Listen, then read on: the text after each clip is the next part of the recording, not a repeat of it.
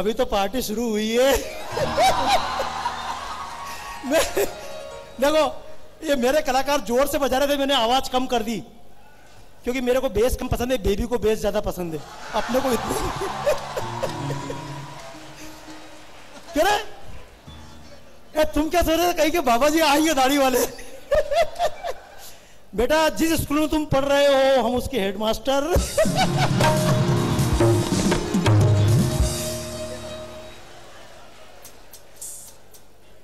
दोस्तों ये समय चला जाएगा, आधा घंटे 1 घंटे बाद।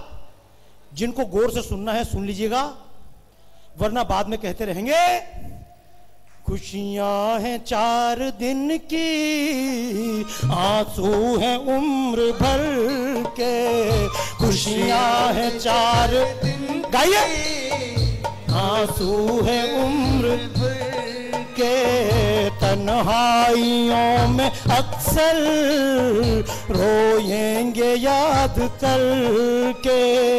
वो वक्त जो कि हमने, वो वक्त जो कि हमने एक साथ था गुजारा, हाफिज खुदा तुम्हारा।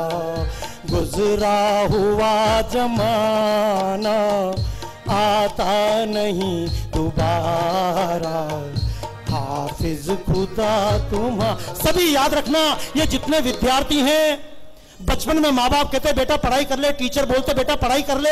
हमको अच्छे लगते हैं क्या? हमारा टीचर हिटलर की औलाद है, हमारे माँ बाप तो बिल्कुल मुसोलिनी है। बचपन में मजाक समझना माँ बाप का। बचपन में टीचर जो जिद करेगा बेटा पढ़ ले, मजाक कर लेना। बाद में जब कम रिजल्ट लेकर स्कूल में जाकर खड़े होंगे, जब कंपटीशन में खड़े होंगे और परसेंटेज कम रहेंगे, उस समय याद आएगा यार कोई बोलने वाला था। और अब तो जमाना और बदल गया बेटा। आजकल तो बच्चे को कितने परसेंट आते हैं? 96%, 87%, कितने 92%। और बच्चे रोते हैं कितना परसेंट आया? अंकल जी ओनली 96। मैंने एक दिया झापट में की नालायक। हमारे जमाने में 96% में 2.5 आदमी पास हो जाते थे। आजकल की तरह रोते नहीं थे।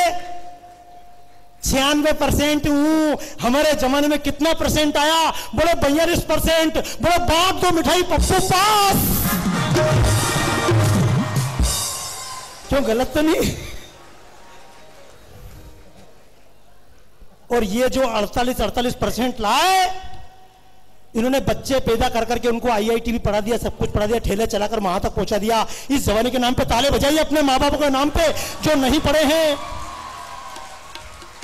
आपको आज मोबाइल मिल रहा है, ये ड्रेस पहनने को मिल रही है, तो सोच लेना इसके पीछे किसी का और का योगदान है। सेना के योगदान की बात तो कर लूंगा। हम आज सुरक्षित क्यों बैठे हैं? क्योंकि सीमाओं पर सेना बैठी हुई है। पर एक बात और समझना, आज आप लोग जितने बैठे हो फुल पैंट पहन के क्यों बैठे हुए हो? क्योंकि आपके दादा परदादा ने चड्डी में जिंदगी काट दी, उनको पता नहीं। दोस्तों गलत मत समझना।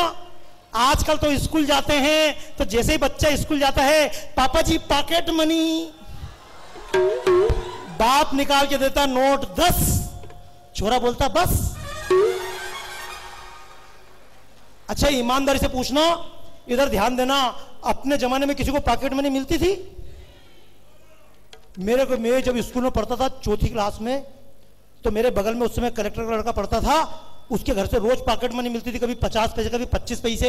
एक दिन मैं भी स्कूल के लिए तैयार हुआ, और जैसे ही तैयार हुआ मैंने भी अपने पिताजी से कहा पॉकेट मनी, और जैसे ही मैंने कहा पॉकेट मनी, एक पड़ा सटाक। मैंने कहा हुआ क्या? तो फिर उन्होंने धीरे से पूछा और चाहिए? मैंने कहा नहीं सफिशिएंट है। अच्छा पॉकेट मनी की जरूरत क्या? अगर पॉकेट हो तो पॉकेट मनी। हम तो चड्डी में ही हायर सेकेंडरी स्कूल गए, चड्डी में पॉकेट नहीं तो पॉकेट मनी भी नहीं। तालियां बजाओ, ये जमाना था। मैं बता रहा हूं आपको, हमको बहुत बेवकूफ बना दिया गया, और ये जितनी मम्मियां बैठी ये भी बेवकूफ बन रही हैं। विदेशी सभ्यतावाद समझ लेना, जो सेना वहां पर खड़ी है आज के दुश्मन को आने से रोक देगी, लेकिन इस दुश्मन की चालें तो टीवी के मार्फत आपके यहां पर आ गई। बच्चा खड़ा होता है, एक मोटा मोटा सा बच्चा चश्मे वाला, और उसकी मम्मी बड़े प्रेम से बोलती है, my child is Complan boy. मैंने कहा यहां लाके खड़ा करो कॉम्प्लान बॉय, और उसके पीछे खड़ा करो झारखंड की सूखी रोटी वाला बॉय। ये सूखी रोटी वाला बॉय कॉम्प्लान बॉय को 1 लाख निकाल, तो कॉम्प्लान बॉय नजर भी। आइए दोस्तों, मैं आपसे मजाक नहीं करना चाहूंगा।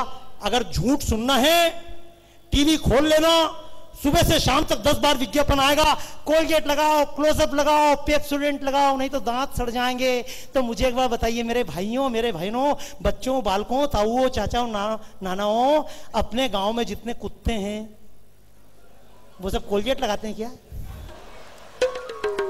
और उन कुत्तों के दांत ज्यादा मजबूत क्या अपने? तालियां बजाओ कुत्ते के नाम पे, समझदार है आपसे ज्यादा।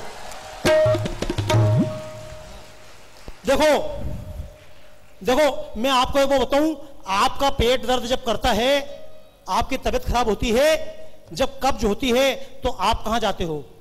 डॉक्टर के पास, किसी वैद्य के पास, बाबा रामदेव के स्थल पे जाते हो। मुझे बताओ, कुत्ते का भी पेट दर्द होता होगा, कुत्ता कौन से रामदेव जी के पास जाता है? कुत्ता किसी डॉक्टर के पास जाता है? आपने कभी चेक नहीं किया?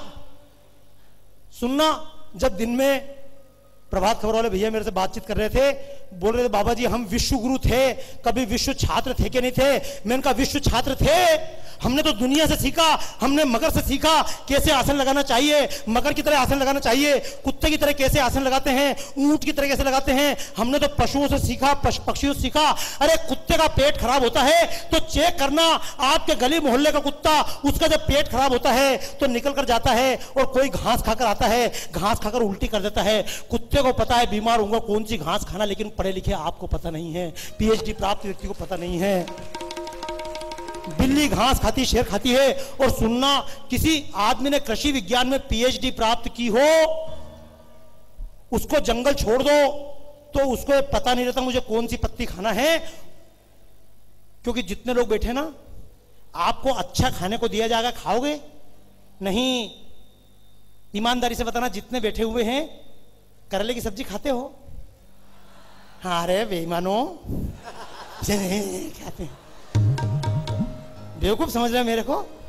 और ये जितने बच्चे घूम रहे हैं, ये जितने बच्चे घूम रहे हैं, मैं तो एक बात पूछूं, इनको करेले की सब्जी खिला के देखो, देश बदल देंगे।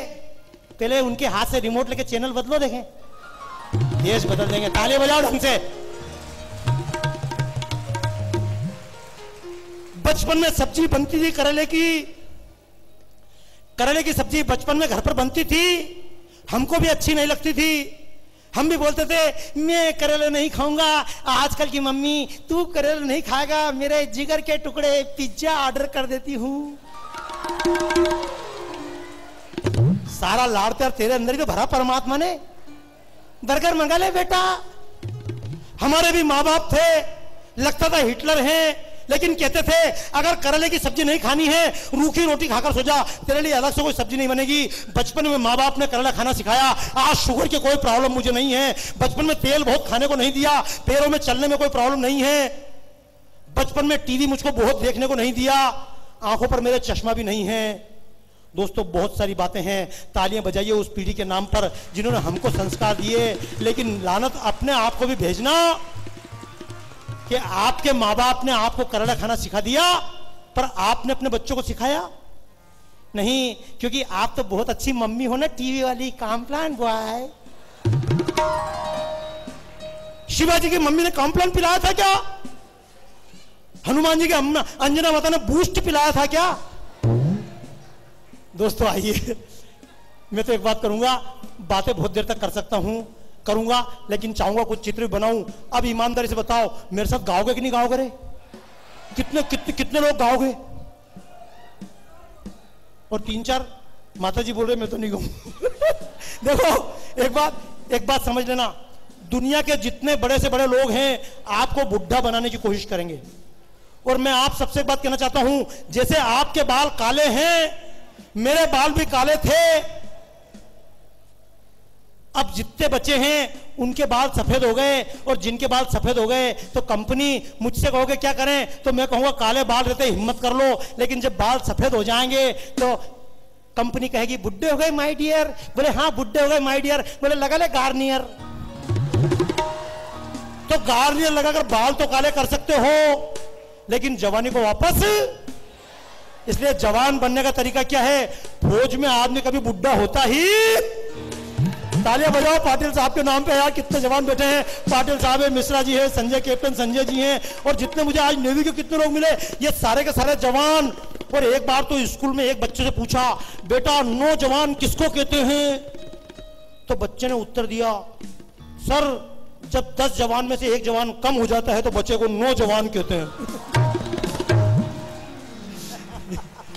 आइए मैं तो एक बात कह रहा हूं आपसे, अब मेरे साथ गाना ठीक है ना, लेकिन बताओ हम गाते क्यों नहीं है? हम इसलिए नहीं गाते हैं कि जैसे हमने गाना चालू किया तो बगल वाला घूर के देखता तो एक काम करना, अब की बार जब बगल वाला घूर के देखे ना तो तुम उसकी तरफ घूर के देखना।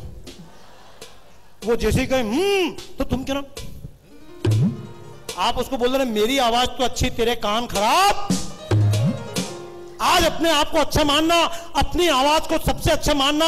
अरे परमात्मा समझदार है, उसने सबको अलग अलग आवाज दी। क्यों अपनी आवाज मोहम्मद रफी मुकेश जैसी बनाना चाहते हो? क्यों लता मंगेशकर जैसी बनना चाहते हो? परमात्मा ने आपको अपनी आवाज दी है, आपको अपनी शक्ल दी है, आपको अपना रंग दिया है। हम कभी संतुष्टि नहीं, काले हो गए गोरे हो जाओ। और फिर ये बेवकूफी कब तक चलेगी समझ में नहीं आ रहा मेरे को। पहले हेमा मालिनी बोलती थी मेरे गोरेपन का राज लक्ष्य, फिर माधुरी दीक्षित मेरे गोरेपन का राज लक्ष्य, अब वो शाहरुख खान बोलता मेरे गोरेपन का राज लक्ष्य। मैंने कहा लक्ष्य तो 3 बार पहले मैं भी नहाया।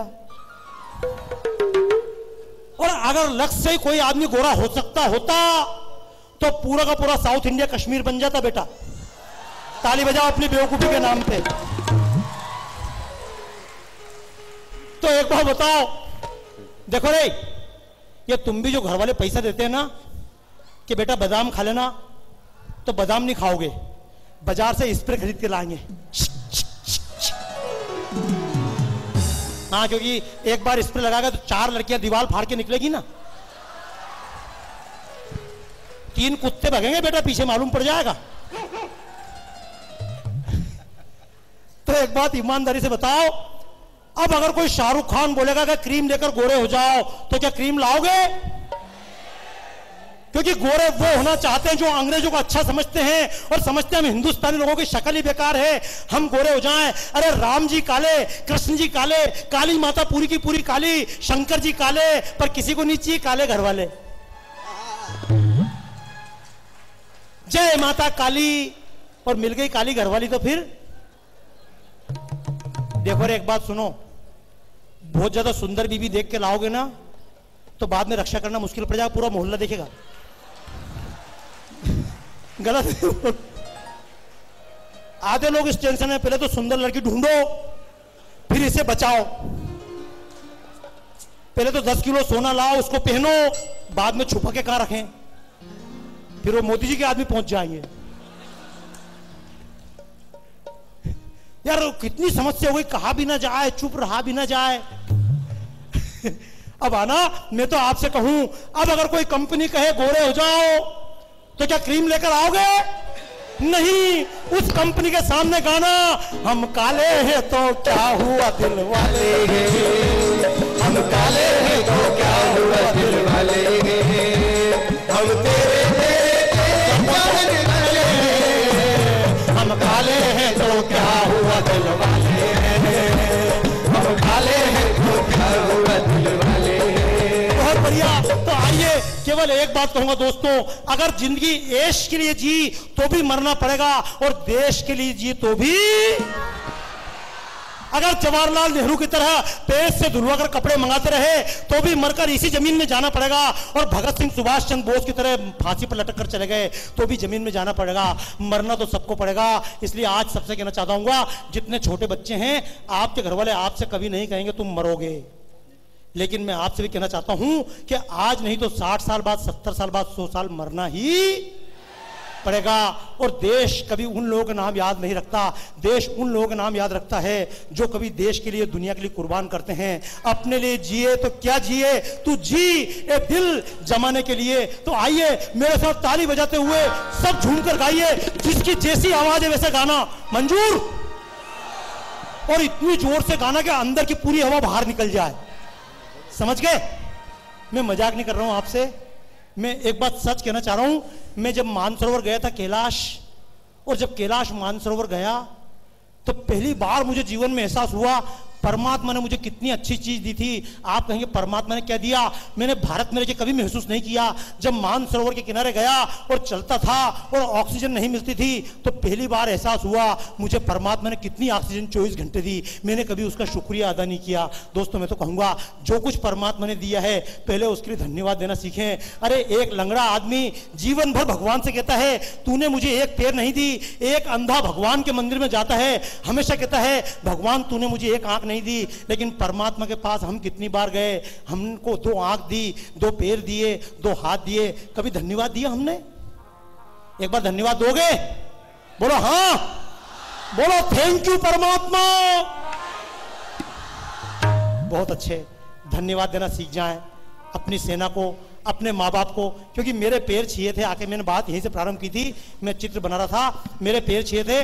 जितने साधु संत हैं, मैंने भी टीवी पर कार्यक्रम किया, लेकिन जब मैं आया तो मैं तो आप सबसे कहता हूं दोस्तों, दूसरों के पैर खींचे के दूसरों को महान बनाया। मैं अपनी बात वहीं से प्रारंभ करूंगा। अरे मेरे जैसा कोई साधु आपके पास आए, कोई भगवा कपड़े पहनकर आए, कोई ऐसी ड्रेस पहनकर आ जाए और लंबे पैर करे, पैर छुओ। आजकल के सारे साधु संत इस चक्कर में है लोग पैर कैसे छीने। मैं अपने पैर बचा कर रखता हूं। कोई मेरे जैसा व्यक्ति आपसे कहे पैर छीओ तो उससे सीधा बोल देना कि तुम तो ठहरे परदेसी। साथ ताली बजाओ, आओगे तुम तो ठहरे है कोई साथ क्या निभाओगे। सुबह पहले और मेरे को तो सुबह नहीं, अभी रात को ही मेरे को धनबाद जाकर वापस ट्रेन पकड़नी। कल मेरा प्रोग्राम बंबई में, फिर बंबई की फ्लाइट पकड़नी है। मैं तो आपसे एक बात कहूंगा, जब कोई दूसरा व्यक्ति बाहर का कहे पैर छुओ तो मुझे पैर छीने आता है। मैं एक ही बात कहता हूं, मेरे पैर छीने से अच्छा है अपने अपने घर जाकर अपने अपने माँ बाप के पैर छी लेना, अपने अपने गुरुओं के पांव छी लेना। उनका आशीर्वाद आपको ज्यादा काम आएगा, वो आपके लिए परमानेंट है। और अब एक बात और भी कहूं, आजकल तो मम्मियों को भी शर्म आती है, अगर बच्चा मम्मी के पांव छुए तो मम्मी को भी शर्म आती, मेरा बच्चा इतना पिछड़ा पांव छी रहा है। I am not mode mummy if my child is not cool dudes. तो सुनना, अगर आपको शर्म आए माँ बाप के पैर छीने में तो कोई बात नहीं, बच्चे से लेकर बुढ़े तक जिन जिन की इच्छा है किसी संत के पांव छुए, किसी नेता के पांव छुए। एक काम करना, संकल्प लेना, आज से मैं सुबह से लेकर शाम तक ऐसा कोई ना कोई काम जरूर करूंगा कि शाम को खुद के ही पांव छीने की इच्छा हो। वाह यार, तालियां बजाओ यार, महान तुम बनो। दूसरों को महान बनाने से क्या होगा? बाहर के नेताओं को महान बनाए, बाहर की चीज महान बनाए, और संकल्प ऐसा क्यों नहीं लेते? बताओ, आज के पहले हार्ट की प्रॉब्लम थी क्या? इतनी थी क्या? तो हाँ या ना बोलो ना। नहीं, आज के पहले हार्ट की प्रॉब्लम नहीं थी, आज के पहले हाइपरटेंशन भी नहीं था। आज के पहले गाड़ियां इतनी तेज चलाते थे क्या? साइकिल चलती थी, अब तो मोटरसाइकिल इतनी तेज। माँ बाप ने बच्चों को मोटरसाइकिल थी, पर बच्चे कितनी तेज गाड़ी चलाएंगे उस पर नियंत्रण। जो बात चल रही थी, प्रदीप झा हैं, ये सब खड़े हुए, मिश्रा जी बात कर रहे थे, संगीत की बात कर रहे थे, संस्कार भारती के नाम से मैं आने वाला था। संस्कार भारती क्या है? विदेशी संगीत आ जाए, विदेशी खान पान आ जाए, विदेशी परंपरा, विदेशी ड्रेस। छोटे छोटे बच्चे किस स्कूल में पढ़ाना है जहां पर टाई लगाएं? कितने स्कूल यहां पर होंगे टाई लगा लगा कर। और टाई का मतलब क्या है? कभी पूछे टाई का मतलब क्या है? टाई का सीधा है, जब कभी ठंड लगती है हम ऊपर का बटन बंद करते हैं, और जब कभी गर्मी लगती है तो लंदन, अमेरिका, यूरोपीय देशों में बहुत ठंड पड़ती है तो वहां के माँ बाप बच्चों को ऐसे बना देते हैं। और पहले जेब में रुमाल रखते थे, जैसे ही नाक चले तो रुमाल पोंछ ले, बच्चे रोज रुमाल घुमाए। तो वहां के माँ बापों ने सिस्टम के रुमाल परमानेंट बांध दिया, जा बेटा। अरे अमेरिकन देशों में टाई सही है, पर हमारे यहाँ पसीना चू रहा है और बच्चा टाई लगा के स्कूल जा रहा है, इतना मोटा बस्ता लाद के, पापा कहते हैं बड़ा नाम करेगा। बेटा हमारा यही काम करेगा, आज किताबें ढो रहा है, कल से दूसरे का ज्ञान और संस्कार ढोगा। आइए दोस्तों अपने संस्कार की ओर बढ़े। मैं चाहूंगा एक बार मेरे साथ मस्ती में 2 लाइन गीत की गा लीजिएगा। हम काम के गुलाम रहे, हम दाम के गुलाम रहे, आइए एक बार राम के गुलाम बनकर देखें। कहानी नहीं है ये तो इतिहास है, युगों को बदलने का ही प्रयास है, और भाव देश सेवा का मन में जब भी जगे समझो कि राम कहीं आसपास है। आइए एक लाइन दोहराते समय, ओ दुनिया के मालिक राम, तेरी मर्जी के हम हैं गुलाम।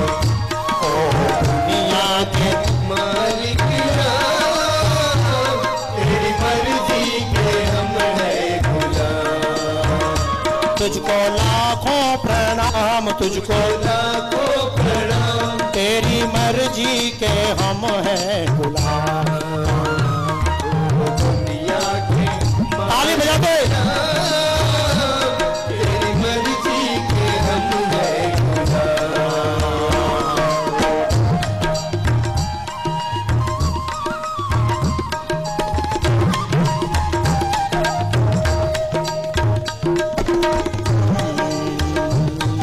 आइए ये मैं गीत गा रहा हूं, केवल आपसे एक बात कहूंगा, अब कम से कम अपने भोजन को भूल मत जाना। अपना जीरा, अपना नमक, अपनी हल्दी अपने बच्चों तक पहुंच जाए, और अपने गीत भी अपने बच्चों तक।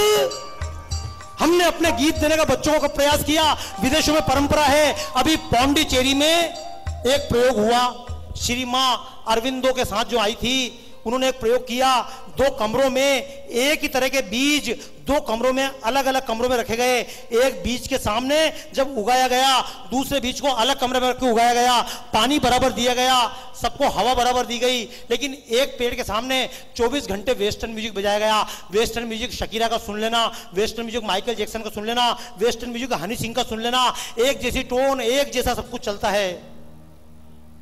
भारतीय म्यूजिक, मेरे पहले जब राग बज रही थी, राग देश बज रही थी, ये अलग अलग रागें होती हैं। एक पौधे के सामने 24 घंटे, हर 2 घंटे बाद राग चेंज कर दी गई, एक प्रहर के बाद राग चेंज कर दी गई। आपको आश्चर्य होगा, 3 महीने बाद जब पौधे बड़े हुए, एक पौधा बिल्कुल सतर बड़ा हुआ, उसके फूल प्रॉपर विकसित हुए, और दूसरा पौधा रास्ते में आड़ा टेढ़ा होकर वहीं मुरझाने लग गया। ये संगीत का चमत्कार था। गायों पर प्रयोग हो रहे हैं, ये अमिताभ बच्चन के घर पर, ये अंबानी के घर पर जिन गायों का दूध जाता है, कभी रिसर्च कर लेना, हमारे महीने भर में जितना दूध आता है, जितना पैसा लगता है, उससे ज्यादा पैसा तो एक दिन के दूध के लग जाते हैं उनको। लेकिन वो जो गायें हैं, उन गायों को भी अलग अलग समय पर अलग अलग बांसुरी की धुन सुनाई जाती है। हमारे लिए संगीत का कोई मतलब नहीं, बच्चा चाहे जो सुने, हमें क्या करना? क्या हमारा नियंत्रण है? बच्चे को अच्छा खिलाओगे उस पर नियंत्रण है, लेकिन आपके बच्चे क्या सुन रहे हैं उस पर नियंत्रण है? व्रत है, आज मेरा व्रत है, आज मैं लहसुन नहीं खाऊंगा, आज मैं प्याज नहीं खाऊंगा, लेकिन गाय की चर्बी वाले लक्स साबुन से नहाऊंगा। ये गोदरेज कंपनी बार बार कहती है, भारतीय कंपनी है, लेकिन ये भारतीय कंपनी बार बार कहती है गो हत्या पे बंदिश नहीं लगना चाहिए। हमको सस्ती चर्बी कहां से मिलेगी? दोस्तों एक संकल्प लेना, वरना पैसे कमा कमा कर दे देना अपने औलादों को, बाद में आपको भी कोई पूछने वाला नहीं है। जिन बच्चों के लिए जिंदगी जिए जा रहे हैं, उनका विकास कैसा होगा हमने कभी सोचा नहीं। आप अगर उनका ना कर पाए, अपने आप के लिए करें। इन बीमारियों में पड़े पड़े मरने से अच्छा है सही टाइम पर सही गाएं और सही टाइम पर सही खाएं। ठंड के टाइम पे संक्रांति पर तिल्ली के लड्डू खाएंगे तो गर्मी होगी, ठीक होगा। अगर यही लड्डू जून में खाएंगे तो फायदा होगा। पानी बरसता हो उस समय भजिए खाइए, अलग आनंद आएगा।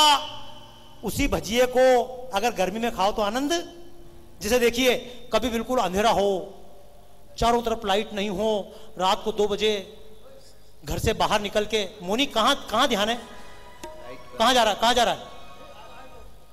कभी रात को 2 बजे अंधेरा हो और बाहर निकल के जब चांदनी रात हो, तारे निकल रहे हो, उस समय एक गीत सुनकर देखना, सुहानी चाँद की ना जान जाने तुम कब आओगे, सुहानी रात ढल चुके, ये भी बंद अंधेरा बताया था। तुम कब आओगे, अभी जब बात बदल चुकी है, जैसे मैंने बताया, ये गीत कभी रात को सुनकर देखना। इसी कार्यक्रम को जब मैं करता हूं तो यही प्रोग्राम कई बार 10 लाख का भी होता है, कई बार 2 लाख का भी होता है, कई बार 50,000 का भी होता है, क्योंकि मेरा पूरा साउंड सेटअप, लाइट सेटअप आता है। तब आपको दिन का दिन रात, अब यहाँ अगर ये रात करूंगा तो वो लाइट चालू नहीं होगी, वो करूंगा तो वो बंद हो जाएगा, वो कर, लेकिन चलिए जैसा भी हो, अगर भगवान के सामने हार ना हो तो फूल भी कम नहीं है। अभी यही मान के चलना, इस गीत को रात को सुनो तो अलग आनंद है, इसी गीत को दिन में 2 बजे सुनोगे तो आनंद आने वाला नहीं है। तो कभी कल्पना कीजिएगा अलग अलग समय की रागें क्या होती हैं, थोड़ा सा प्रयोग करके हम फिर भारत माता की आरती करेंगे। अभी मैं आप सबसे अनुरोध करूंगा, अपने स्थान से उठकर खड़े हो जाइए और बिल्कुल मंच के पास तक आ जाइए, बिल्कुल मंच के पास तक झूमते हुए आ जाइएगा। ये कुर्सी थोड़ी सी अपने कार्यकर्ता, ये वाली कुर्सी पीछे कर दीजिएगा ताकि बाकी सब लोग आगे आ पाए। अब भूल जाइए कोई वीआईपी है, कोई नीचा है, जैसे सब समान होते हैं, भारत माता के हम सब सैनिक समान। अब तालियां बजाते हुए मस्ती में कल्पना कीजिएगा, कभी सुबह का समय हो तो उस समय देशभक्ति के नाम पर क्या सुनेंगे? अच्छा खाएं, न्यूट्रिशियन से पूछकर खाएं, बाबा रामदेव से पूछ कर खाएं, लेकिन सुबह सुबह हनी सिंह के गीत सुन लिए तो सब चौपट हो जाएगा। जितना मुंह से खाने पर ध्यान देते हैं, कान से खाने पर भी उतना ही ध्यान। हमको इतना ध्यान है मुंह से क्या खा रहे हैं ध्यान है, लेकिन कान से क्या खा रहे हैं उस पर चिंता नहीं है। आंख से 24 घंटे क्या खा रहे हैं उसकी चिंता सब करनी पड़ेगी। नाक से हम कैसी हवा ले रहे हैं, अच्छा खाइए लेकिन नाक से गंदी हवा लीजिए, सारा खाया पिया चौपट हो जाएगा। जैसे नाक का खाना होता है, ऐसे कान का भी भोजन। तो कान का भोजन कैसा? सुबह के समय जब कभी आसमान लाल होने लगे, जब बच्चे तैयार होकर स्कूल जाने लगे, जब किसान हल लेकर निकल पड़े, जब चिड़ियां चहचहाकर अपने पंछियों पेड़ों से उड़ने लगे,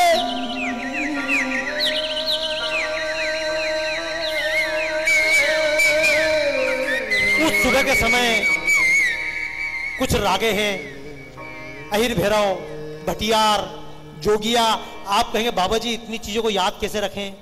तो एक काम करना, मोबाइल पर सर्च कर लेना, यूट्यूब पर सर्च कर लेना, गूगल पर सर्च कर लेना, मॉर्निंग रागास। स्वस्थ रहना है, बिना ऑपरेशन के जीना है, बिना डिप्रेशन के जीना है। सुबह की राग के गीत सुबह सुनना। अगली बार हो सकता है मैं सीडीज की लेकर आऊंगा, मैंने कुछ गीत निकाले हैं, जो गीत उन गीतों को सुने भी सही, उन गीतों को गाए भी सही। सुबह सुबह के बहुत सारे गीत हैं। पूछो ना कैसे मैंने रहता, पूछो ना कैसे मैंने, जरा गाकर रहेगी